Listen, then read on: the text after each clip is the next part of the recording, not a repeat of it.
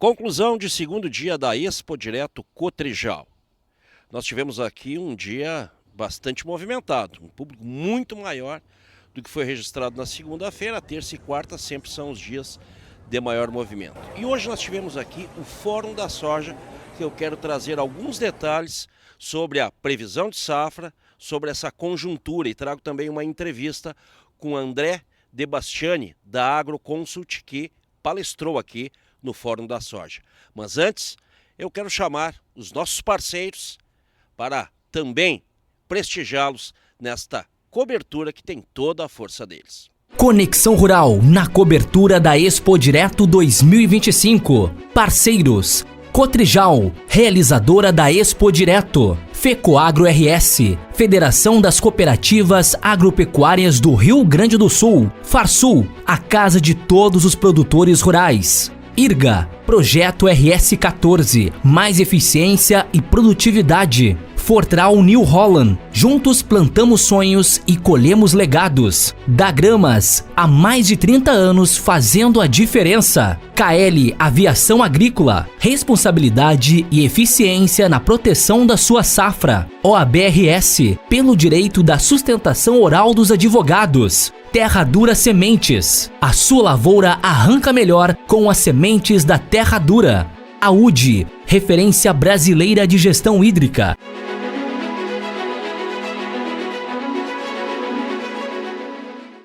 A conjuntura da soja foi tema hoje aqui do Fórum Nacional da Soja, 35ª edição desse evento, 25 realizadas aqui no Parque da Expo Direto.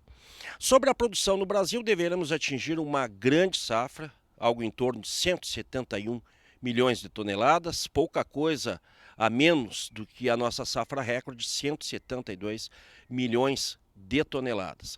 Maior, inclusive, do que a do ano passado, quando fechamos em 155 milhões de toneladas.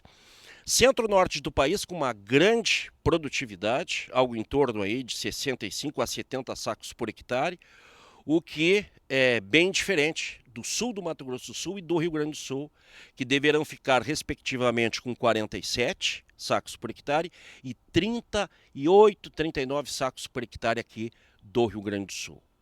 O estado, que tinha uma previsão inicial de 25 milhões de toneladas, numa área de 6 milhões de hectares, já revisou esses números em função da estiagem e deveremos ter uma queda aí para algo em torno de 15 ou 16 milhões de toneladas. Outras questões que influenciam e principalmente nos preços são as produções ou as estimativas de produções nos Estados Unidos e também na Argentina.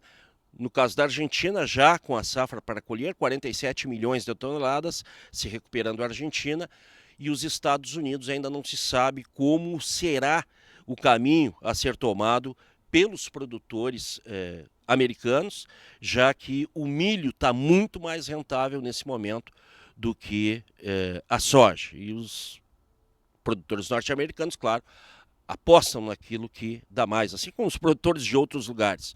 Mas a soja, ela tem também esses preços baixistas, e essa é uma grande reclamação, uma grande preocupação dos produtores, que não conseguem ver um horizonte à frente. O André Bastiani, que a gente trouxe uma entrevista, e a gente vai trazer essa entrevista com ele daqui a pouco, ele fala justamente nisso aí, que nós temos estoques hoje bastante elevados de soja. A julgar, por exemplo, da evolução da área plantada no Brasil, nós já teremos algumas respostas. Em 2016, o Brasil produziu em 33 milhões de hectares. Essa safra 24-25 está fechando em 47, ou seja, o consumo, seja externo, seja interno, não acompanhou proporcionalmente esse aumento de produção. Então, temos um cenário cuja expectativa é para 2025, 2026, nessa safra, já que a maior parte da oleaginosa já está negociada através dos contratos futuros. Disse o André, nessa palestra que ele deu aqui, nós temos um tripé que define os preços da soja. Mercado internacional, câmbio e também os prêmios de exportação. E nesse tripé ele descartou o câmbio, descartou também o mercado internacional, mas apostou nesta questão geopolítica que pode mexer sim nos prêmios de exportação da soja brasileira. Essa briga, segundo ele, dos Estados Unidos e China, essa briga comercial, poderá trazer ao Brasil, nesta questão da soja, apenas benefícios. Daqui a pouco a China começa a embargar o produto norte-americano e assim poderemos também ter uma melhora desses preços. É claro que a China sempre também vai fazer negócios bons. Então, essa questão aí da safra 25-26 é que há a grande expectativa, já que não há, pelo menos no momento inicial, nenhum indício de que isso vá mudar de forma considerável. A aposta, portanto, é nesta relação China e Estados Unidos e as repercussões que isso possam ter, principalmente aos exportadores para a China da soja. Vamos ouvir essa entrevista aí que fiz com o André. Ele fala sobre a produção brasileira, gaúcha, e também fala um pouco sobre mercado internacional. Muito bem, a gente teve a oportunidade hoje aqui de falar um pouco sobre a safra brasileira que está sendo colhida nesse momento, e uma safra gigantesca, mas uma safra também marcada por contrastes. Quando a gente olha para o centro-norte do Brasil, a gente está vendo sim uma produção muito boa, vários estados batendo recordes de produtividade. Estamos falando do estado do Mato Grosso, do estado de Goiás, estado da Bahia, Maranhão, Minas Gerais, que vão ter uma safra sensacional, inclusive uma safra que vai ajudar muito os produtores a conseguir renegociar suas dívidas e dar um tombo para a próxima safra. Mas é um cenário muito diferente de quando a gente olha para outras regiões.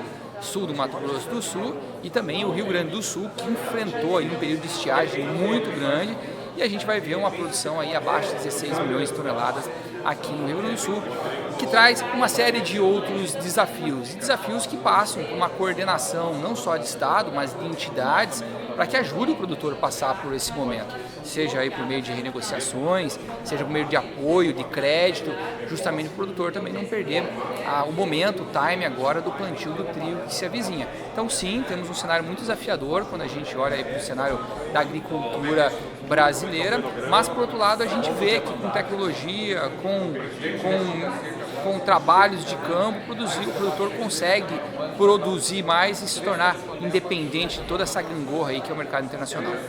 No Brasil temos um cenário positivo em termos de produção, com exceção do Mato Grosso do Sul e também Rio Grande do Sul, que mais uma vez a estiagem afeta, né? Exatamente, Rio Grande do Sul deve ter uma safra abaixo de 39 sacos por hectare de média, Mato Grosso do Sul também abaixo de 50 sacos, quanto o restante dos outros estados, né, tem produzido aí safras de 66, 67, 70 sacos, no caso da Bahia. Então são duas realidades muito distintas. Enquanto o centro-norte do Brasil está produzindo uma safra espetacular, o sul tem uma série de problemas. Nosso número aí preliminar é o número de 171,3 milhões de toneladas de produção de soja, contra 155 que foi a safra anterior, 162 que foi a nossa última safra recorde. Então é uma safra grande, mas, de novo, temos que ter cuidado aí para comemorar essa safra, porque algumas regiões não têm os mesmos benefícios. André, dupla soja-milho, né? Em suma, a soja temos estoques ainda altos, que faz com que os preços ainda se mantenham nesses patamares e uma pressão baixista até. Já o milho temos um cenário bem promissor em relação ao preço, até por causa da demanda também e o baixo estoque, né? O cenário internacional ele nos traz a seguinte leitura. Quando a gente olha em termos de soja, nós estamos no terceiro ano consecutivo no qual a gente produz mais do que consome. E isso, inevitavelmente, acaba afetando o preço. Exerce uma pressão muito grande em termos de preço. Tanto é que para a soja a gente não deve ver grandes mudanças de preços no mercado internacional. Já quando a gente olha para milho, o mercado internacional ele traz uma outra leitura. A gente está indo para um ano no qual a gente consome mais do que a gente produz. E isso, sem dúvida alguma, é um fator positivo em termos de precificação. Tanto é que quando a gente compara o comportamento do preço do milho ao longo dos últimos meses e o complemento da soja, o preço do milho tem se mantido muito mais estável, inclusive tem ajudado a segurar o preço de trigo e de outros produtos também. Muito obrigado, parabéns pela sua palestra. Obrigado, agradeço aí a atenção e a participação.